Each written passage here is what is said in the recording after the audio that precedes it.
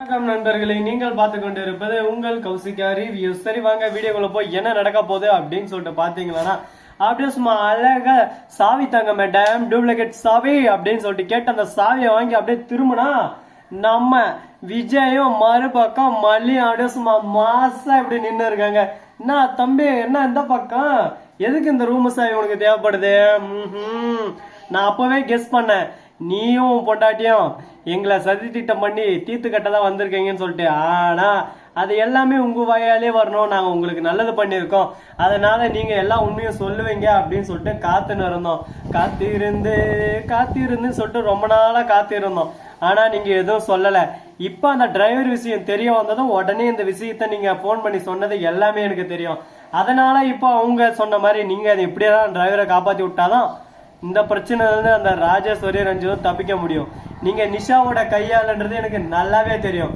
வெண்பாவை திட்டம் போட்டு கடத்தின்னு போகணும்னு வந்துக்கிற விஷயமும் எனக்கு தெரியும். எல்லாத்தையும் விட்டு பிடிக்கலாம்னு சொல்லிட்டு மல்லி சொல்லுவா. அதனால இந்த டைம் நான் உங்களை விட்டு பிடிச்சேன். விட்டு பிடிச்சது கெட்டு போவாதுன்னு சொல்லிட்டு சொல்ல மாட்டாங்கல்ல, அது இப்ப சரியா போச்சு.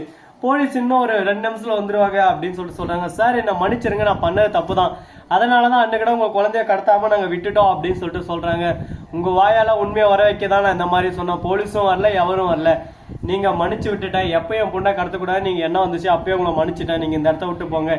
நீங்க வெறும் அம்பு, உங்களை உடைச்சு ஒண்ணும் ஆக போறதில்ல. அந்த அம்பை எரிஞ்சானே அந்த கல்வன் கதிரேசன் சொட்ட மண்டையன், அவன் மண்டையில போய் நல்லா நங்கு நங்கு நங்கு 4 கொட்டு கொட்டா எல்லா பிரச்சனையும் சால்வ் ஆயிரும்.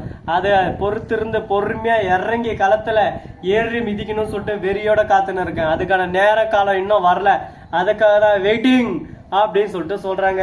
இதை கேட்டதும் ஷாக்கிங்காவும் இருக்கு ஒரு பக்கம், வியப்பாவும் இருக்கு ஒரு பக்கம். என்னடா விஜய் இந்த அளவுக்கு ஒரு பக்கம் விட்டுட்டாரே அப்படின்னு சொல்லிட்டு ஆச்சரியமாவே இருக்கு. என்னங்க பண்றது, ஆச்சரியமூட்ட விஷயம் இன்னும் நிறைய நிறைய நிறைய இருக்கு. அது எல்லாத்தையும் நம்ம பார்த்து 1 by 1 கத்துக்க போறோம். வாங்க ஒன்னா பாத்துக்கலாம். சரி, இதெல்லாம் ஒரு பக்கம் போட்டோம்னு சொல்லிட்டு விட்டாலும் அதே சமயத்துல மறுபக்கம் என்ன நடக்குதுன்னு சொல்லிட்டு பாத்தீங்கன்னா, நம்ம நிஷா இருக்காங்கல்ல, அவங்க என்ன சொல்றாங்க அப்படின்னு சொல்லிட்டு பாத்தீங்கன்னா, டே விஜய், உனக்கு என்னைக்குமே நல்லதே நடக்கும்னு சொல்லிட்டு நினைச்சுன்னு இருக்காத, எல்லாமே உனக்கு ஆதரவா இருப்பாங்கன்னு சொல்லிட்டு நினைக்காத. ஏதோ நீ எங்கிட்ட மாட்ட வேண்டியது கொஞ்சம் தள்ளி போய்க்குது, அவ்வளவுதான். மற்றபடி உனக்கு வச்ச குறி வச்சுதான் இருக்குது.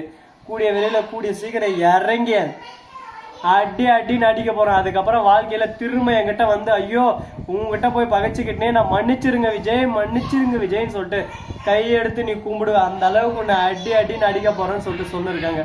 இதை கேட்டதும் ஒரு பக்கம் வியப்பாவும் இருக்கும், ஒரு பக்கம் ஆச்சரியமாவும் இருக்கும்.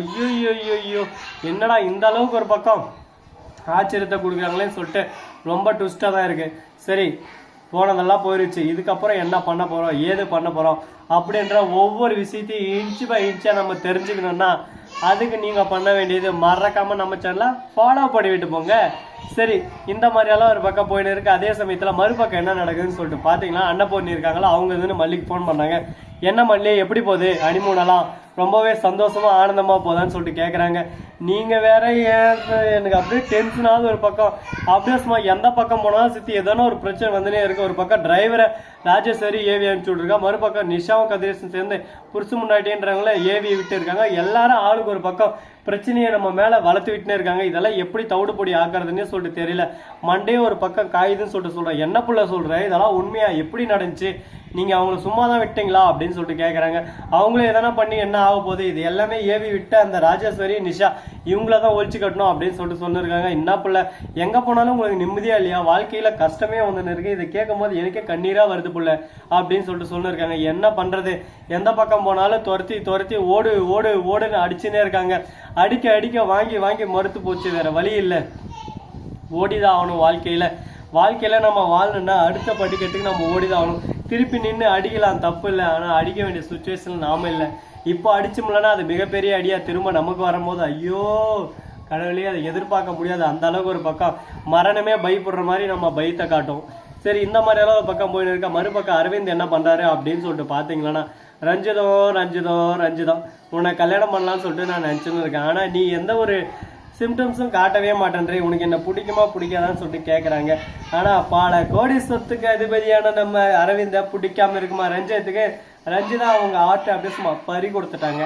என்ன இப்படி இப்படியே என்ன இது இப்படி ஆட்டு பறி கொடுத்துட்டாங்க. இதுக்கு மேல ஒண்ணுமே பண்ண முடியாது. இதுக்கு மேல காதல் ஜானை பறக்கிறமோ அப்படின்னு சொல்லிட்டு பாட்டு பாடின ஒரு பக்கம் ஜம்முன்னு கும்முன்னு போக போறாங்க. இந்த வீடியோ உங்களுக்கு பிடிச்சிருந்தா லைக் பண்ணுங்க, கமெண்ட் பண்ணுங்க, ஷேர் பண்ணுங்க, டிண்டிங் பெல்ல தட்டி விட்டு போங்க. அப்பதான் நாம போற அடுத்தடுத்த வீடியோ உங்களுக்கு உடனுக்குடன் நோட்டிபிகேஷன் வந்து கொண்டே இருக்கும். மிக்க நன்றி. தேங்க்ஸ் ஃபார் வாட்சிங். Tata, see you. நன்றி, வணக்கம், வந்தனம், வருக தருக.